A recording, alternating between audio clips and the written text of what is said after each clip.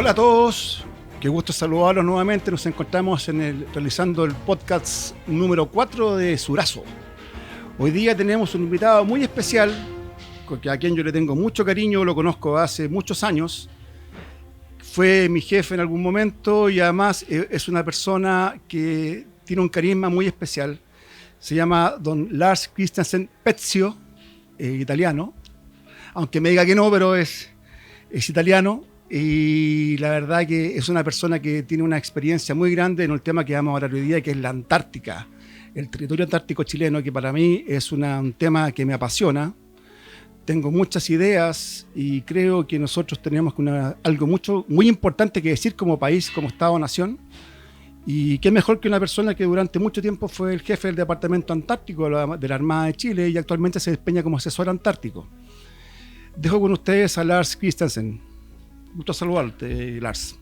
Hola, muchas gracias, Rafael. Un gusto poder estar acá y compartir lo que ha sido mi vivencia, dar a conocer impresiones, información, todo lo que sea útil para dar a conocer este maravilloso continente que por la mayoría de los chilenos, por su lejanía y el costo de conocerlo, no es fácil ir para allá. Así que en lo que pueda cooperar y compartir, feliz. Mi querido Lars, ¿por qué la Antártica? Rafael, yo siempre digo, soy un afortunado y un bendecido. Siendo un joven piloto en la Marina de helicóptero, me tocó ir a la Antártica la primera campaña el año 93. ¿Ya? De hecho, fui el último que voló allá en un Jet Ranger, un helicóptero con un solo motor, así que tenía todo un riesgo y había que tomar una serie de precauciones para poder volar con tranquilidad y seguridad. Y desde el 93 que partió mi amor por la Antártica. La gente que conoce Antártica se enamora de Antártica, se enamora de los contrastes entre los blancos y toda la gama de azules, se enamora de la luz, muchos lo llaman el continente de la luz, desde que fue descubierto. Y conocer Antártica es enamorarse. Y ahí cada vez que tuve la oportunidad, incluso ya después de que dejé de volar y fui favorecido con el puesto de jefe de la división Antártica, continué viajando para allá. Una para seguir imbuyéndome lo que significa estar en Antártica, y otra por razones de mi cargo, o sea, coordinaciones logísticas, revista a las bases, proyectos. Así que ya han sido muchos años, más de 32 años, que partí yendo a Antártica, y como te digo, Antártica me enamora, no se enamora. Y lo otro, que cuando uno parte estudiando y conociendo Antártica, se da cuenta que Antártica es el corazón del mundo. Los antárticos nos referimos a Antártica como el corazón del mundo por varios motivos.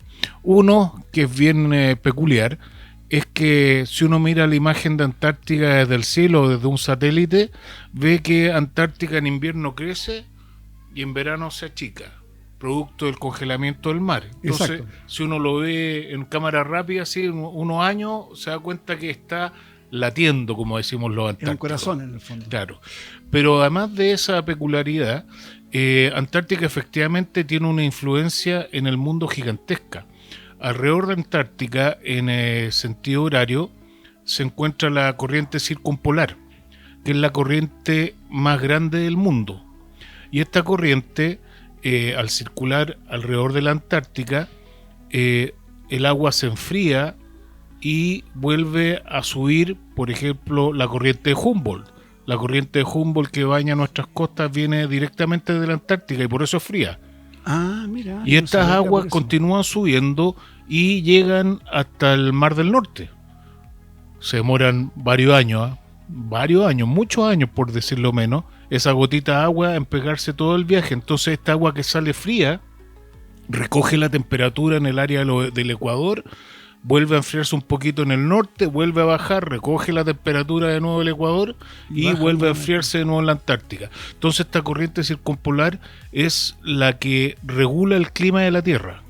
Perfecto. Por eso la importancia antártica y por eso tanta preocupación por el calentamiento climático, que los que hemos estudiado sabemos que sí es un fenómeno que existe, digamos. Sí, yo siempre estoy viendo documentales que se estén cayendo los glaciares, todo el hielo que va cayendo, y eso va generando, obviamente va aumentando el nivel del agua, pero va disminuyendo la Antártica. Ahora la Antártica se supone que, por lo que yo tengo entendido, tiene tierra abajo, a diferencia del Ártico, ¿o estoy equivocado? Así es, Antártica tiene varias diferencias sustanciales con el Ártico. Ártico es un océano rodeado de tierra. El Ártico es hielo congelada, agua congelada. Ah, perfecto. En cambio, la Antártica es tierra rodeada de océanos. Perfecto. Porque Antártica efectivamente es un continente, es tierra. Es tierra cubierta con una capa de hielo gigantesca de hasta 4.000 metros de espesor. Perfecto. Nosotros hace poco celebramos un año más de la gran hazaña que hizo el piloto Pardo con Shackleton y su tripulación cuando quieren ir en elefantes en la Antártica. Y ahí se produjo un tema que efectivamente todo el mundo reclama soberanía, los argentinos por un lado, por otro lado los ingleses, Estados Unidos. Este tratado antártico que se hizo, no sé, por los años 50, creo que tengo entendido que fue, y si es ¿qué implica eso para nosotros como país? El Tratado Antártico se creó, se firmó el año 59. Pero entró en vigor el 61, cuando los 12 firmantes originales, entre los cuales está Chile, lo ratificaron. Pero eso es por un tema porque Chile tiene, obviamente, si uno lo mira, es lógico que uno podría pensar que efectivamente tiene cierto derecho sobre las tierras, digamos, porque es una continuación. De todas maneras, o sea, cada uno de los 12 firmantes tienen algún derecho histórico, geográfico, jurídico sobre Antártica. Por ejemplo, tú dices Noruega. Noruega está al otro lado del mundo, pero los noruegos tuvieron un importante hito en Antártica con Roald Amundsen. De todas maneras. Que llegó hasta el Polo Sur. Entonces, y si uno mira la geografía antártica y parte viendo los toponimios de todos los accidentes en la Antártica, te vas a dar cuenta que muchos de ellos son noruegos. O sea, curiosamente, el que vendió el Endurance a Shackleton era noruego. Los balleneros chilenos que estuvieron ahí pescando al principio del 20 eran todos de ascendencia noruega. Los noruegos también tuvieron una gran industria. Entonces, los 12 firmantes originales, de los 12 hay 7 que tienen reclamaciones. Y de eso estamos nosotros. Dentro de eso estamos nosotros. Y otros, como Estados Unidos, se reservaron el derecho de reclamación. Ya. O sea, Estados Unidos podría decir, ya ahora yo quiero este pedazo de la torta, digamos. Pero el tratado garantiza que no puede hacerse ninguna reclamación más, ni ningún acto que se haga o se deje hacer puede cambiar lo que ya está. O sea, estamos los 7 reclamantes de territorio antártico y somos 7 y no hay más. Ah, perfecto. Y eso, ¿qué pasa, por ejemplo? Porque yo si miro, veo una superposición. Yo entiendo que esto hay temas políticos, uno lo puede interpretar de varias maneras, pero ¿cuál es tu opinión respecto, por ejemplo, a Argentina, que está superpuesto con nosotros? Y creo que también me parece que Inglaterra también está en la misma posición. Entonces, ¿cuál es tu pensamiento sobre eso? Más allá de algo nacionalista, o sea, si nos vamos un poco más a lo... Bueno, como tú mencionaste, este tratado antártico que ha regido un continente completo por más de 63 años ha funcionado en base a la política y la diplomacia. Yeah. O sea, y dentro de esas cosas existe este statu quo de las reclamaciones. Claro, nosotros estamos mejor que Argentina, que nosotros tenemos un espacio que es solamente nuestro, dentro de lo que reclamamos. Claro. Argentina con Reino Unido se sobreponen totalmente. Ahora, yo creo que eso nunca va a cambiar. O sea, Antártica es un continente dedicado a la paz, dedicado a la ciencia y la cooperación. Perfecto. Y mientras eso siga así, yo creo que no va a variar en nada. Esa es mi opinión personal. Claro. Porque sería un mal negocio. O sea, en este minuto está el sistema funcionando bien, se está haciendo ciencia de alto nivel en este conglomerado de países que operan juntos, algunos con reclamación, otros sin reclamación. Tenemos actores importantes actualmente que están tratando de figurar más en el concierto antártico, indudablemente, son los tiempos que se viven, pero el secreto del Tratado Antártico es la diplomacia, la política y el consenso. Todas las decisiones que se toman en el Tratado Antártico son por consenso, o sea, todos de acuerdo. Y todos los países miembros del Tratado Antártico sostienen que es importante mantenerlo, y para mantenerlo hay que mantener el statu quo, o sea, como estamos. Y por eso están prohibidas las explotaciones minerales, están prohibidas las armas nucleares, los reactores nucleares, un montón de cosas para mantener este continente limpio, aislado, limpio y dedicado a la ciencia. En Antártica podemos encontrar la respuesta a muchos interrogantes que tenemos como civilización ahora. Recordemos que Antártico alguna vez fue parte de un gran continente. Exacto. Y con la deriva continental se fue separando. Y de hecho en Antártica los científicos ya han comprobado que hay restos fósiles de Antártica, Chile y Nueva Zelanda que son los mismos. O sea, y eso te demuestra que efectivamente en algún minuto estos tres continentes estuvieron unidos. Entonces hay mucha ciencia que se está haciendo y se puede continuar haciendo en Antártica, y por eso hay que cuidarla. Además de ser regulador del clima, nos puede dar respuesta a muchas cosas. Hablando lo mismo, yo sé que una gran fuente de proteína es el krill. Y obviamente hay países que tienen un interés mayor también para poder la extracción del krill. ¿Qué pasa en la Antártica? Porque efectivamente hay una cuota, pueden hacerlo, no lo pueden hacer, porque nosotros vemos a diario que se mueven las flotas, por ejemplo, las de calamar, que se mueven desde que son de origen chino y hacen un recorrido Pacífico-Atlántico. Y me imagino que hacia la Antártica también por el krill, porque también es una fuente alta en proteína. Entonces, ¿hay alguna regulación o una legislación sobre eso?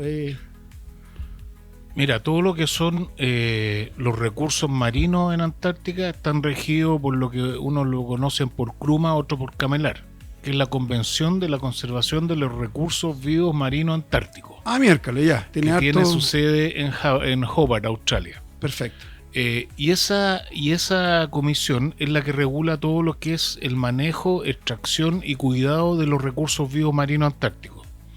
Y en el caso del krill y también del otro recurso, por ejemplo el bacalao a profundidad, de acuerdo a la ciencia, una vez más, esta comisión determina cuál es la cuota y dónde se puede extraer esa cuota. Perfecto. Para no dañar el equilibrio. Recordemos que el krill es la base de la cadena alimenticia en la Antártica. Sí, o sea, sin krill se van a partir desapareciendo todo el resto de las focas, ballenas y todo, porque el krill es su fuente de alimentación básica. Entonces, esta comisión norma dónde y cuánto se puede extraer, y por eso países como Chile hacemos un tremendo esfuerzo mandando a nuestros buques a inspeccionar estos pesqueros que efectivamente estén cumpliendo con las normas. Incluso se certifica que las redes con que están sacando, las artes de pesca, la ubicación, se certifica todo, se aborda el buque para hacer una inspección, que la gente esté calificada, esté con sus permisos al día. Entonces se hace todo un trabajo para mantener la captura del krill controlada. Hace muchos años, hace 12 años para ser más exacto, se está tratando de hacer un área marina protegida en el extremo norte de la península, objeto que nadie más pueda capturar krill ahí. Lamentablemente no nos ha ido muy bien. Este es un trabajo conjunto entre Argentina y Chile, que se ha recolectado una cantidad de capas de información gigantesca, pero hay dos países grandes que se niegan a aceptar la creación de esta área marina protegida porque ellos requieren de esos recursos vivos para su alimentación, negocio, belleza. El krill sirve para muchas cosas. Sí, claro. Además del omega 3, también para productos de belleza, para aceites comestibles, para un montón de cosas. Entonces estos dos países no han tenido consenso para poder crear esta área marina protegida, porque efectivamente tenemos que cuidar el krill. Si eso es lo que les preocupa a los científicos. Y la triste noticia es que este último verano efectivamente se cumplió la cuota, las 600.000 toneladas de krill se cumplieron. Digamos, años anteriores no se habían cumplido, pero este año sí se cumplió. O sea, hay un aumento todavía de demanda. Sí, digamos. o sea, por suerte cumplieron lo que estaba dispuesto que podían sacar. Eso es lo que controlamos, digamos. Claro, eso es lo que controlamos, digamos, porque el un océano es infinito, o sea, Exactamente. entonces en el área que nosotros controlamos efectivamente se cumplió la cuota. Ahora los buques, estos pesqueros están controlados por GPS, tienen un montón de controles, pero uno nunca sabe ¿Qué puede pasar? Claro, o sea, los tramposos existen en todas partes. Exacto. Y eso puede generar una merma y obviamente una emigración de las especies o desaparición de especies. Sí. Entonces la cruma esta todos los años se reúnen y todos los años los científicos tratan de convencer a los países que faltan para que aprueben el área marina, pero no ha sido un trabajo fácil. Y eso debilita la gobernabilidad también. O sea, oye, llevamos todos estos años actuando por consenso y ahora hemos tenido dificultad para llegar a un consenso. Entonces eso degrada un poco y socava las bases del sistema. Eso es lo preocupante. Ahora, yo no sé si cómo se regula ahí el tema de la migración de distintos países, digamos, para poder vivir en la Antártica, porque nosotros teníamos una base que era Villa Las Estrellas, que se cerró por algún motivo, no viene al caso, y ya no tenemos solamente las bases que son científicas y obviamente que hacen presencia de nuestro soberana en nuestro país allá, pero no está contemplado, por ejemplo, que migre gente del continente hacia la Antártica, de continente a continente, para poder generar una precedencia de presencia de un país determinado, porque por ejemplo una cosa que uno tiene que tomar en cuenta cuando uno va a determinar si es que es mío o no es mío, es la jurisprudencia bajo el punto de vista de que hay gente que vive allá. Entonces no sé si es que está contemplado o solamente el Tratado Antártico permite solamente bases y nada más que eso. Eso se llama ocupación efectiva. Claro. Ocupación efectiva. Es uno de los argumentos esgrimidos por todos los países que quieren ser parte de la Antártica. Pero el Tratado Antártico, al ser destinado a la ciencia, se entiende que es para instalaciones científicas. Perfecto, entonces lo limita en el fondo. Claro, lo limita. Nosotros pusimos Villa Las Estrellas el 85 y los argentinos ahí su villa en Base Esperanza también por esos años. Y hay gente que nació en Antártica, pero pensar ahora en crear una nueva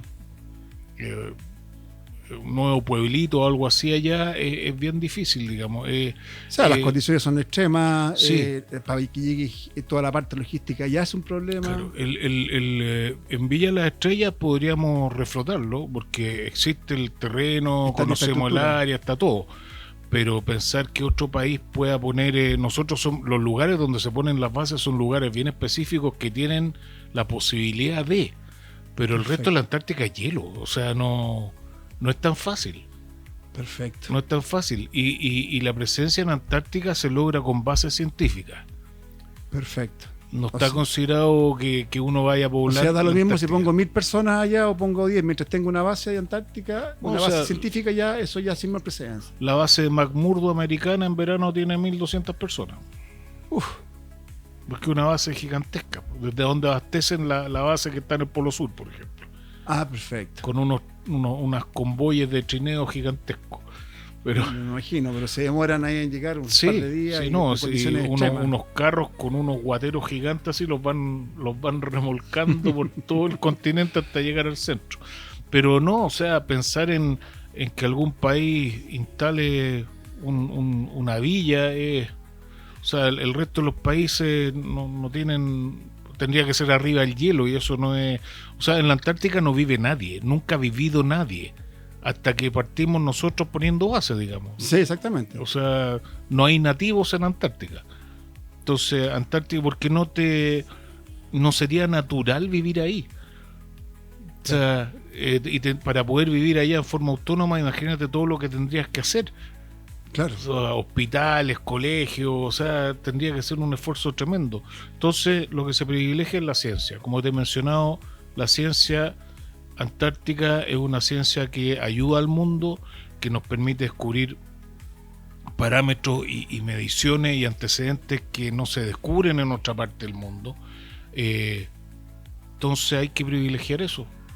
Perfecto. Hay que privilegiar eso. Y para poner una base es todo un proceso.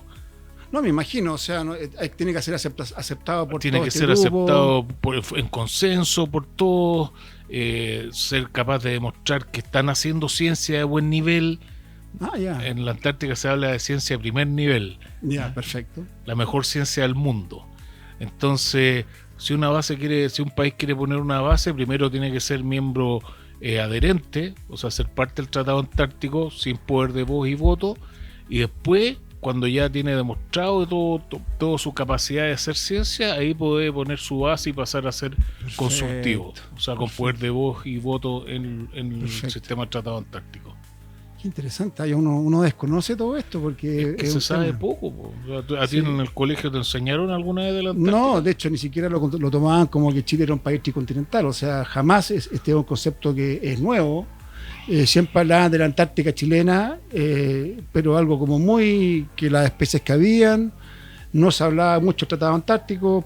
Yo creo que ahí hace mucho que la Armada, yo creo que ha sido una gran impulsora de poder, de una otra manera, creo yo, más relaciones exteriores, de poder delimitar un poco y hacernos ver cuál es el territorio antártico y un poco de eso, pero son los grandes gestores. Yo creo que lo demás se desconoce mucho y es un tema que viene por un tema de la educación también, o sea, van muchas cosas que van afectando, digamos. Bueno, Rafa, acuérdate cuando éramos chicos en el colegio nos educaron con un mapa de Chile, que Chile era una larga y angosta franja de tierra, y abajo había un triangulito chiquitito, claro, que representaba la Antártica, y para el otro lado unas islitas locas por allá.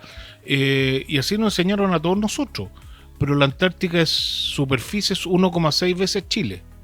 El territorio chileno antártico es 1,6 veces Chile continental. O sea, es mucho más grande que lo que tenemos actualmente. Es mucho más grande que el Chile continental.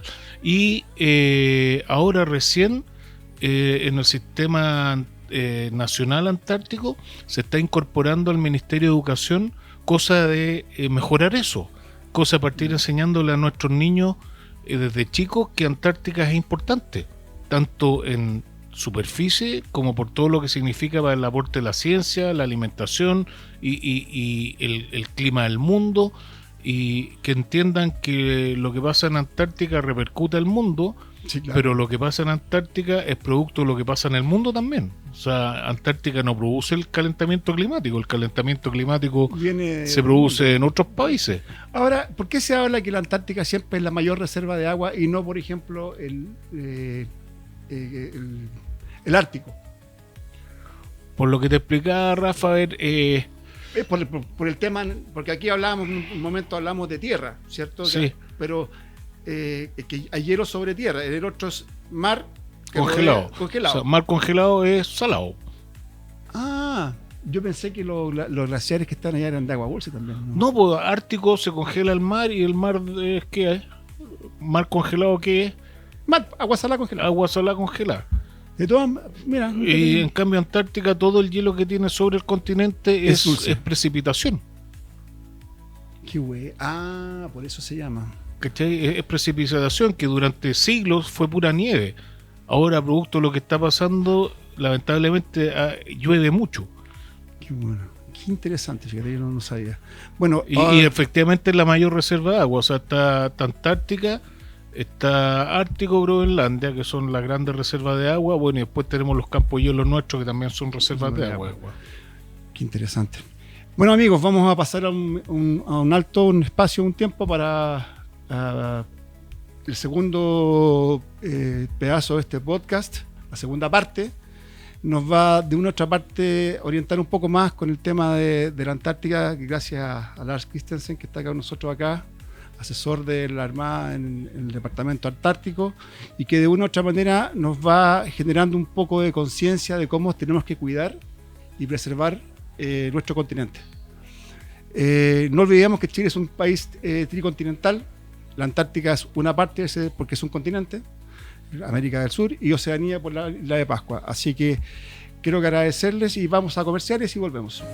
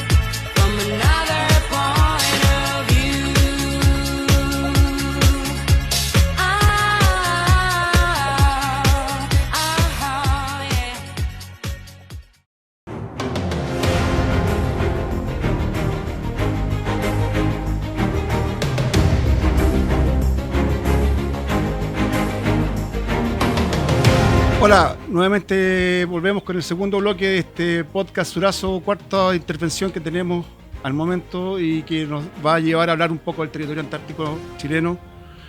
Tenemos un especialista y gran amigo y querido y respetado, don Lars Christensen Petzio. Lars, ¿qué se nos viene para el año 2048? Mira, un tema en boga, Rafael. Interesante pregunta y te la agradezco, porque hay una desinformación gigantesca al respecto, incluso de gente, comunicadores que se supone que quieren estar más informados, y también políticos, que son más preocupantes todavía. El 2048 no se vence el Tratado Antártico, ni se termina, ni se acaba el Protocolo de Protección Medioambiental Antártico. Lo único que cambia es la forma de hacer cambios en el documento. Cuando se ratificó... Perdón, ¿cómo eso? Que cambie la forma de hacer cambios, porque ahí te explico. Ya.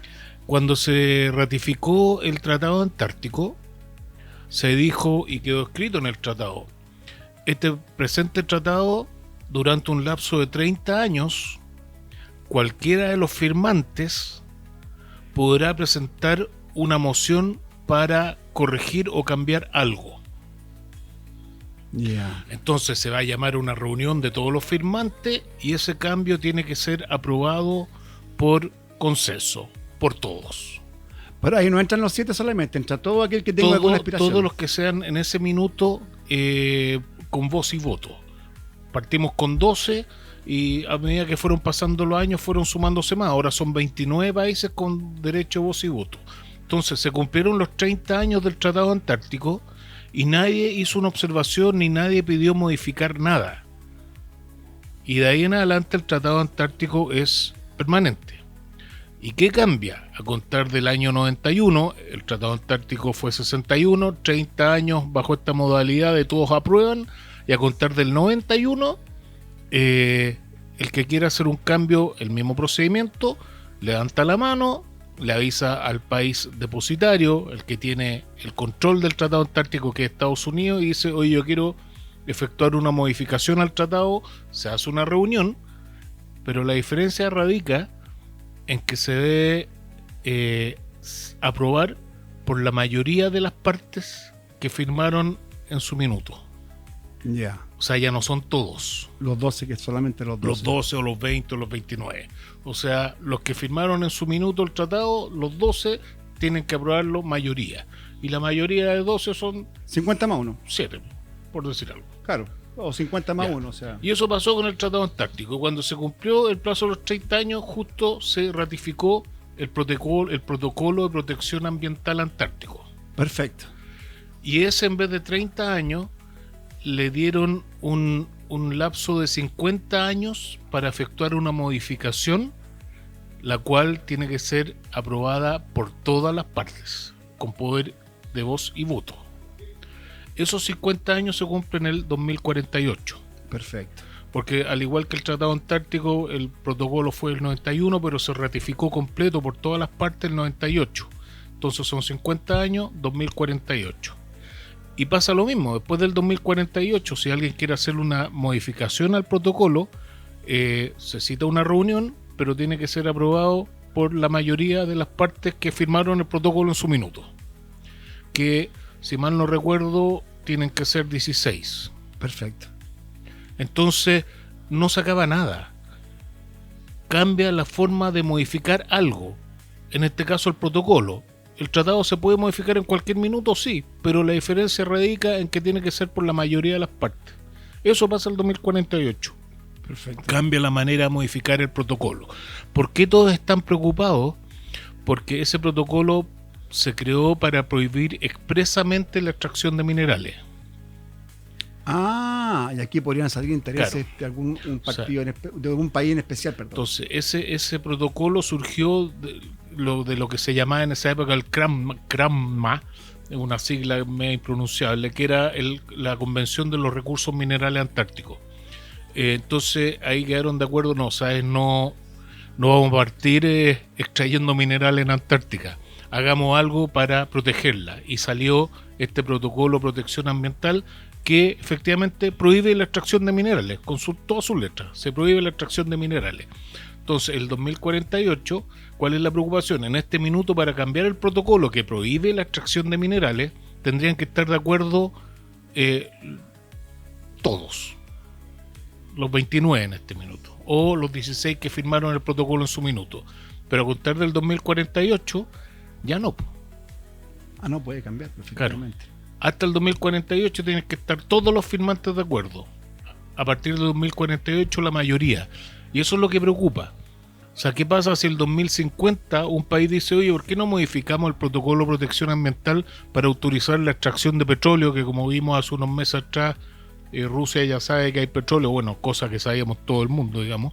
Y ahí va a ser tendrá los que quieren explotar petróleo mayoría, o los que quieren proteger la Antártica mayoría, para negarse a la modificación. Esa es la parte que preocupa, pero no es que deje de existir ni nada. Ahora, Antártica es un continente rico en petróleo, tiene minerales, rico en agua.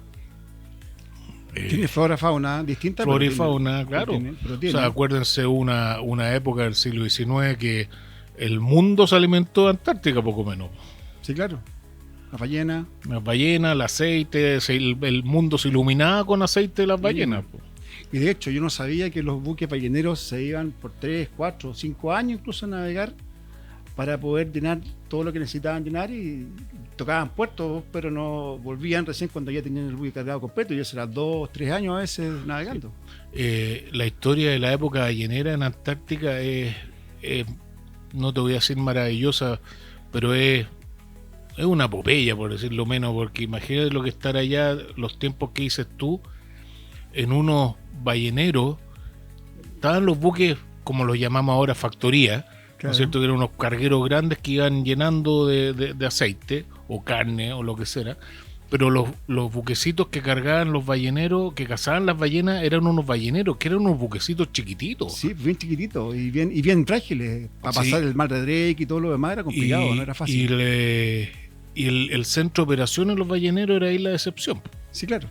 Y ahí, por ejemplo, esto es un dato freak.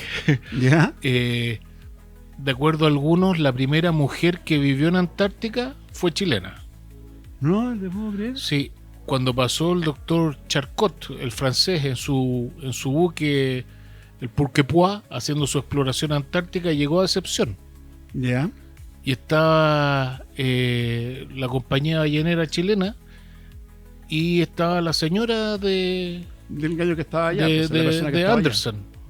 Estaba Anderson con su señora. Perfecto. Y era chilena ella. Y el doctor Charcot le dijo algo, ¿en qué lo puedo ayudar? Porque a Charcot esta gente le dio carbón, lo acogió, lo alimentó, lo rellenó de víveres y qué sé yo, pero sobre todo carbón que él necesitaba. Y Anderson le dijo, necesito que vea a mi señora que está un poco indispuesta. Entonces él pone en su libro, esta es probablemente la primera mujer que vive en Antártica. Qué bueno. Claro, tanto Anderson como su señora eran de ascendencia noruega, pero estaban trabajando y viviendo en Chile.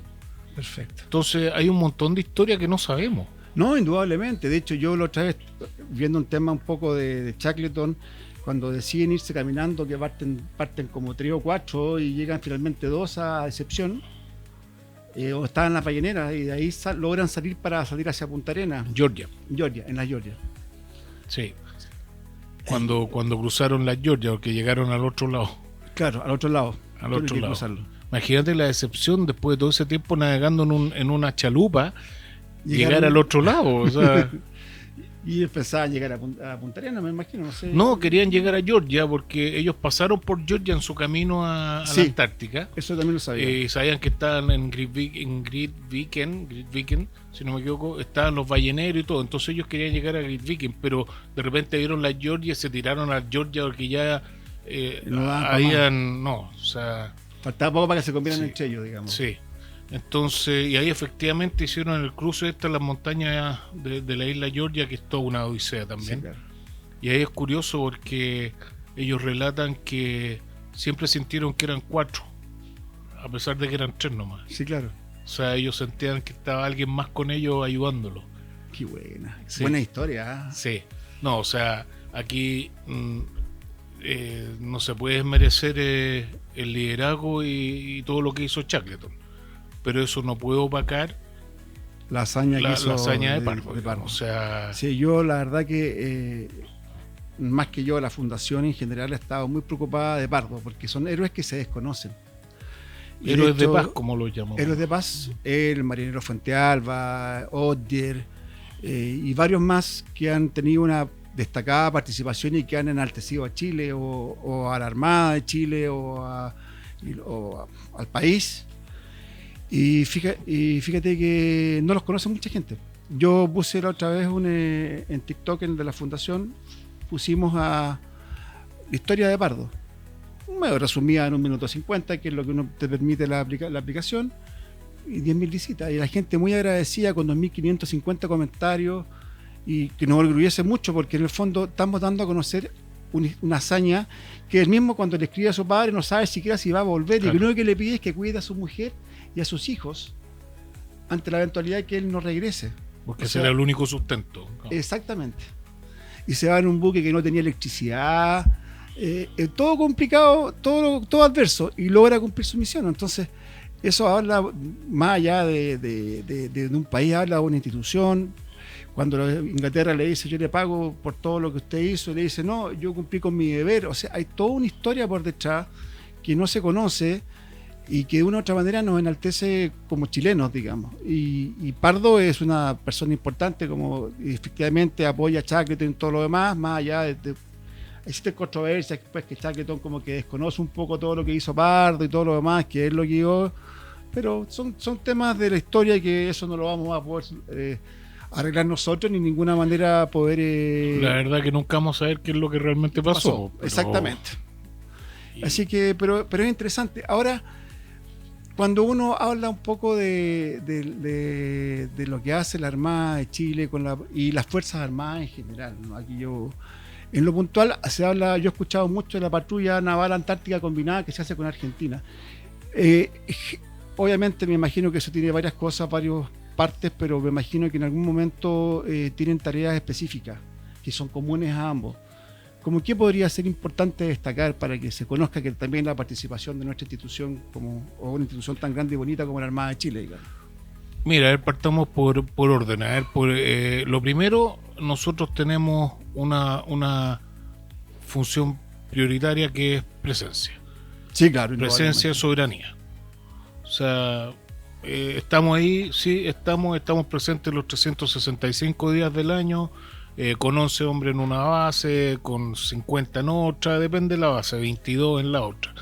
Y de ahí se prenden un montón de otras tareas, pero así en forma gruesa, la más importante de cada institución, el ejército tiene conformada una patrulla en la base O'Higgins, que está en el borde del continente antártico, la península, una patrulla de rescate de gente especializada en nieve. Entonces ellos tienen la tarea de cualquier cosa que pase en el norte de la península, ellos concurren con sus motos y equipamiento a rescate. De hecho, todos los inviernos se hacen ejercicios con una patrulla de la base Esperanza de Argentina y se llega hasta el otro lado de la península, al mar de Weddell. Ah, qué buena. Entonces todos los años se hace ese ejercicio, se llama la Paracach, la patrulla de rescate antártica combinada Chile-Argentina. Perfecto. Y eso es como la labor principal, además de la soberanía del ejército. Y bueno, obviamente y naturalmente todo lo que es la información meteorológica, glaciológica y toda esa información que está permanentemente fluyendo. Después del terremoto grande que hubo el 2019, si mal no recuerdo, pusimos mariógrafo. Sí, efectivamente. Y ¿cómo se llaman esto para los terremotos? Son una especie de baliza, ¿no? No, los sensores. Los sismógrafos, pusimos sismógrafos en todas las bases. Entonces, también O'Higgins permanentemente está mandando información de todo ese tipo. Después la Fuerza Aérea tiene su pista de aterrizaje y la Fuerza Aérea debe tener la capacidad de efectuar vuelos durante todo el año.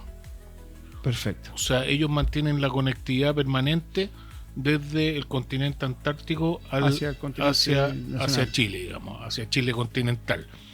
Y además también de proveer todo el resto de las informaciones para poder realizar vuelos, qué sé yo. Porque durante el año hay otros vuelos que también van hacia Antártica.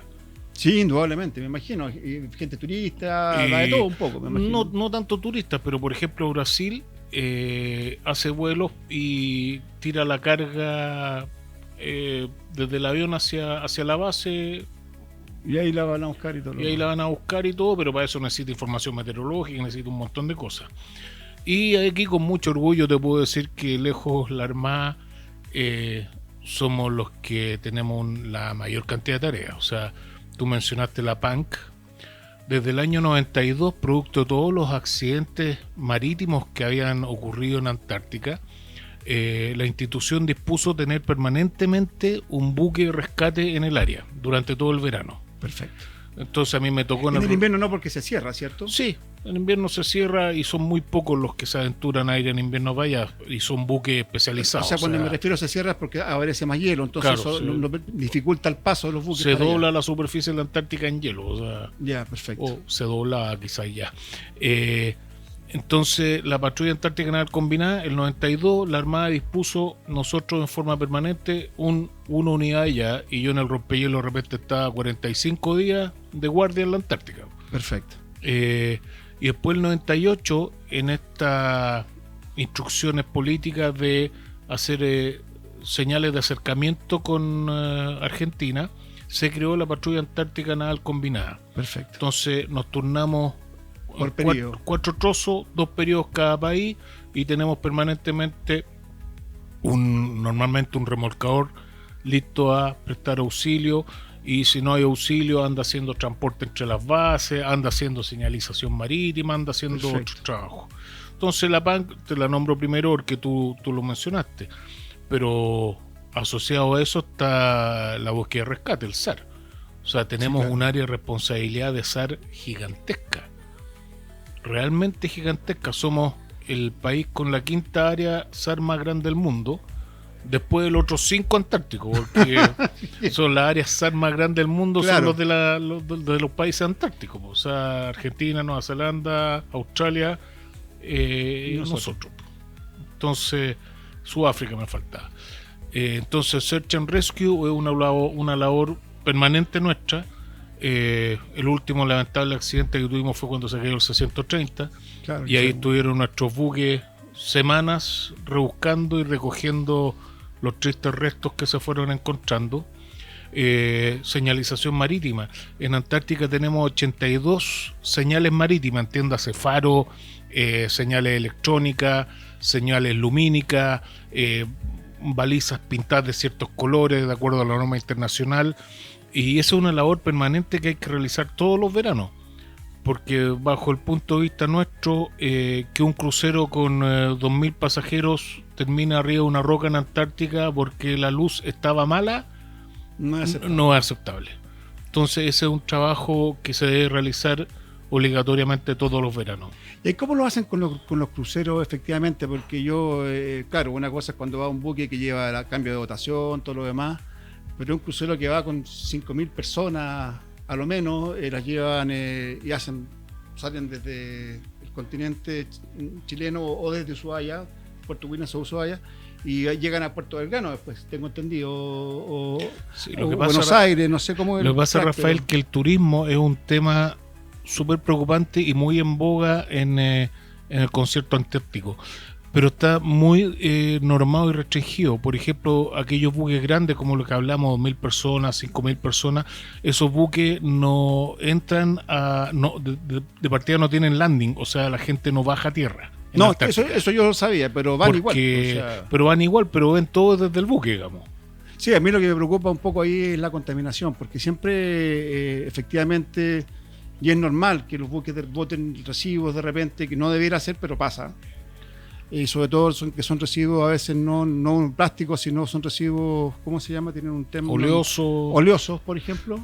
Cosas así que obviamente eso indirectamente a poquitito va contaminando, no siempre, pero va Mira, la buena noticia es que todos los buques que hacen turismo normado, reglamentado, llevan a bordo inspectores de la IATO, la Organización de Turismo Antártico. Perfecto. Y esos buques son inspeccionados y cuentan con el sello verde, digamos, o sea, son código polar, son capaces de navegar 3 semanas en la Antártica si es necesario y no descargar residuos. Perfecto. O sea, son buques preparados para eso.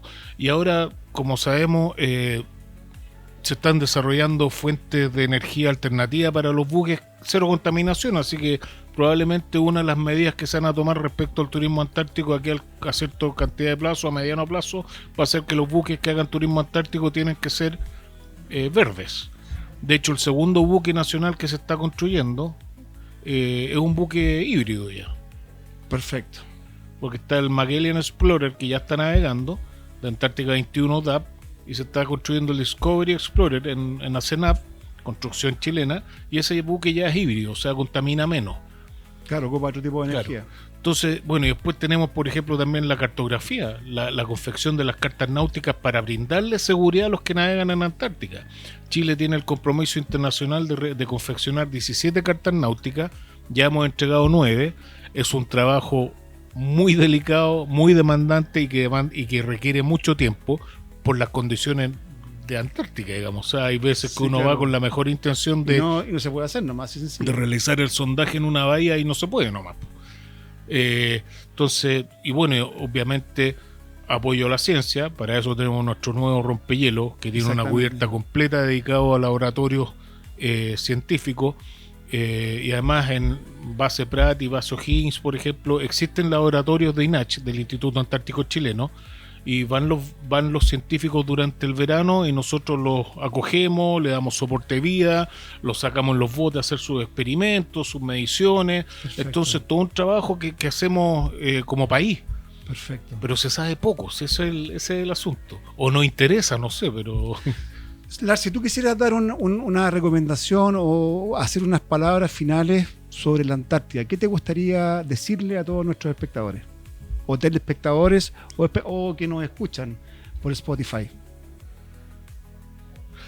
Quisiera fíjate, recalcar que Antártica es el corazón del mundo.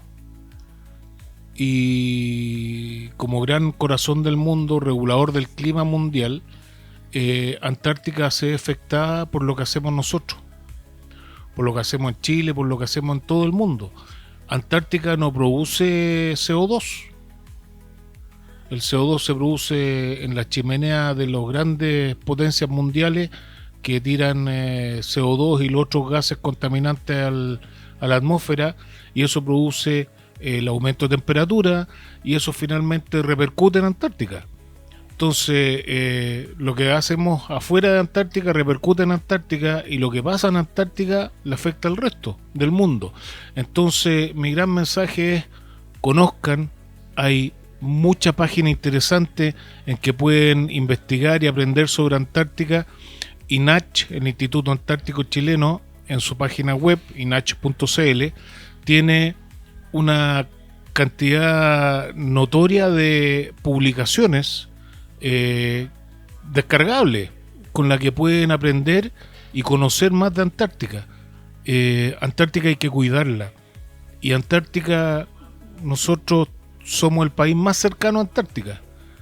Vamos a ser los primeros que vamos a estar afectados por lo que pasa allá. Entonces, estudiemos, conozcamos, queramos Antártica. Todos los turistas que van a Antártica, el lema de la Asociación de Turismo Antártico es que cada turista que va a Antártica se transforme en un embajador antártico. Nosotros tenemos que lograr lo mismo, quizás no yendo a Antártica, pero conociendo. Hay videos en YouTube, videos en Nat Geo, en Disney Channel, maravillosos sobre Antártica. Conozcan. Estamos unidos a Antártica. Estamos unidos a través de la cordillera que no se ve, que está bajo el paso Drake, Antantander la llaman algunos. Así que es nuestra responsabilidad. Antártica tiene que ser protegida por los que estamos más cerca. Nosotros tenemos que proteger nuestro patio. Muchas gracias. Mira, quería agradecerte la presencia acá. No veíamos que a la Antártica tenemos que quererla y cuidarla.